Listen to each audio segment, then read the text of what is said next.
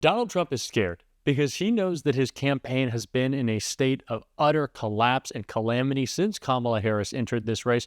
And the worst thing about it for Donald Trump is he doesn't know what to do. He's not only spiraling because he's in clear cognitive decline, but it's also because he doesn't know how to define Kamala Harris. It's the reasons why his speeches are so ranting and rambling and raving, because he doesn't know what to say. It's the reason why he's on nickname number 4 for Kamala Harris. He can't come up with any way to try to define her. Well, Kamala Harris is out defining herself to the American people, talking about the forward-looking vision she has, talking about her bio, her successes as a district attorney, an attorney general, a senator, and now vice president of the United States. Well, Trump is just really flailing. He doesn't know what to do. And so more than anything, his biggest fear is having to get on a debate stage with Kamala Harris, because he knows that she is already defining him. He is the convicted felon. He is the career corrupt criminal, someone who has already failed at the job of president. And Kamala Harris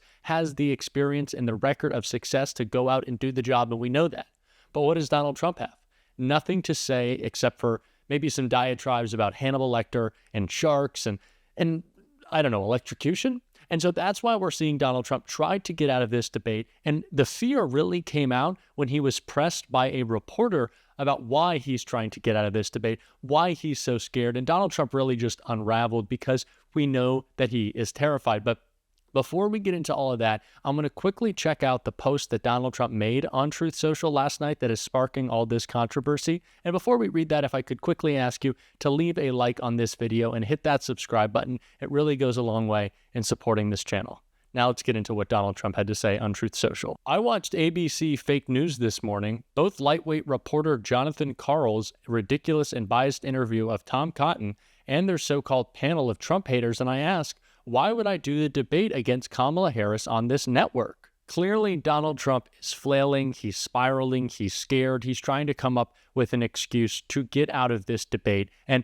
the one that he's pushing most of all is that ABC is biased in some way against him. Now, he didn't believe that when he previously agreed to do this debate when it was going to be President Biden. So obviously he doesn't think ABC is that biased that he couldn't do the debate then. So I really wonder what changed, Donald. It was only one thing that has made you so scared. But Trump was pushed on the other reason that he's trying to give to drop out of this debate, which is that the rules are changing, he wants to say, which is entirely untrue. But when Donald Trump was asked whether or not he would want his mic muted if he does in fact show up for the debate, he kind of lost it, just went on this weird rant and said this. President Trump, would you want the microphones muted in the debate whenever you're not speaking? We agreed to the same rules. I don't know. It doesn't matter to me. I'd rather have it probably on, but the agreement was that it would be the same as it was last time. In that case, it was muted.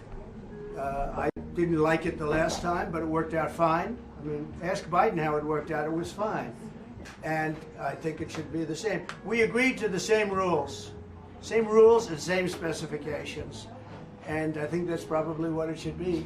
But they're trying to change it. The truth is they're trying to get out of it because she doesn't want to debate. She's not a good debater. She's not a smart person.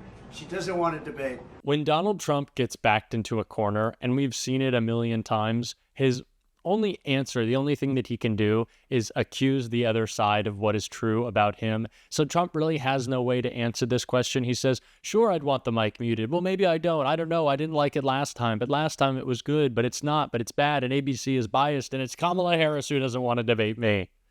He's just a mess. He's losing it. And again, it's not just because of Donald Trump's declining brain. He doesn't know what to do with Kamala Harris. He can't really upset her in any way. Donald Trump is trying to bait Kamala Harris into attacking him on a message that isn't the message that she's delivering every day, but he can't. And Kamala Harris and her surrogates are pushing Donald Trump's buttons every day. Donald Trump is still reeling from the DNC. That was last week. He's still upset about President Obama's speech that happened on Tuesday. Donald Trump is completely thrown off and completely unable to define Kamala Harris, and it is why his campaign is tanking. It's why it's collapsing, and it's why he doesn't want to do this debate, and his advisors don't either. And they're really just trying to get out ahead of this and come up with some excuse like Donald Trump did in this clip that we're about to check out, but it really just makes him look weak, which is the thing he is scared of most. But we're going to talk about that after this clip. Hillary Clinton the questions when she was at CNN, maybe, is that right? Donna Brazile gave the questions, you know that, right? That was her. I'm looking, I said, I haven't seen her in a long time, but she's the one that gave the questions to a debate to Hillary Clinton, Crooked Hillary. And when I look at that, and I looked at, there was some other, a blonde woman, I have no idea who she was, the level of hostility was incredible. And Reince was in there, but he was a little bit softer than he should be, to be honest with you. But when I looked at the hostility of that, I said, why am I doing it? Let's do it with another network. I want to do it. You know, I won because of debates. I don't know why Donald Trump is trying to invoke his debate with Hillary Clinton in 2016. Again, he's out of material. He's trying to go back to the old stuff because he can't come up with anything new. But what's so great about this horrible situation that Donald Trump finds himself in, and I can't even help but smiling saying that, but the best thing about it is that no matter what Donald Trump chooses, whether he chooses to do the debate, in which he will have the floor mopped with him by Kamala Harris, or if he chooses not to, he'll look weak. And that's the thing he's most afraid of. Donald Trump's whole political ideology is built on the fact that he's this big, strong guy, when in fact, he's just an insecure bully. But no matter what direction Donald Trump goes with this, he will just appear weak and scared and insecure, which he is. And that is not just damaging to Donald Trump electorally. It's not just bad for him with Democrats and independents who, of course, are moving away from him in record numbers, but it also gets MAGA a little concerned. They don't like that. They want Donald Trump to be strong, and they can see he is not. They can see that he's weak, he's tired, he's low energy, and Donald Trump attacked ABC News for talking about him in that way, a way that is just true, and I wanted to check out that clip. They were able to sort of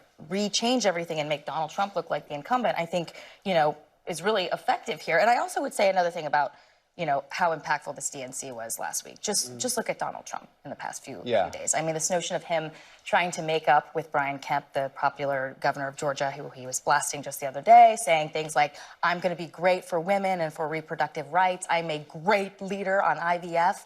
I mean, he clearly is flailing right now, and people have been telling him for weeks, focus on policy, focus on policy, focus on policy. He hasn't listened, and now he's really got a lot of ground to make up in these polls. And you see it in his schedule, by the way. I mean, Jim, he's out there. I mean, he had been, let's face it, a lot of time in Mar-a-Lago, a lot of time in bed, a lot of golf. Yeah. And a lot of time in court. And so a lot of time in court. Let's not forget that.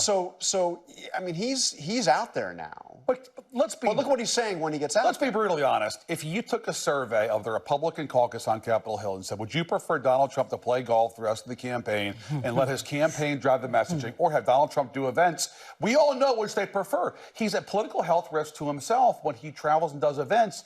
Because, as Rachel points out, they want policy. He's never going to do policy. He doesn't want to talk about policy. That's boring for him. The host on that panel hit on something which I think just shows the terrible situation that the Trump campaign is in. And we've been talking about it a lot on this show. And that's that no matter what Donald Trump does, he seems to be making the wrong choice. Republicans in Congress, and I'm sure Donald Trump's advisors, would like him to stay on the golf course every single day and not go out on the campaign trail, as those hosts said, because he's just so damaging to himself. He can't deliver any real message, and the message that he tries to deliver whenever he stays on teleprompter or talks about his bad policy is talking about Project 2025.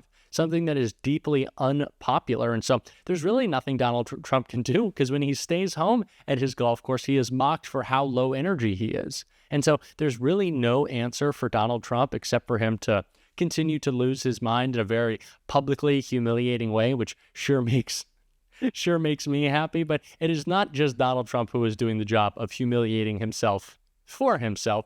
Our friends over at the Lincoln Project put together a great ad, which just shows how deep in this ditch Donald Trump is, and I want to check it out. The numbers are in, Donald. Kamala Harris is a star, a real star.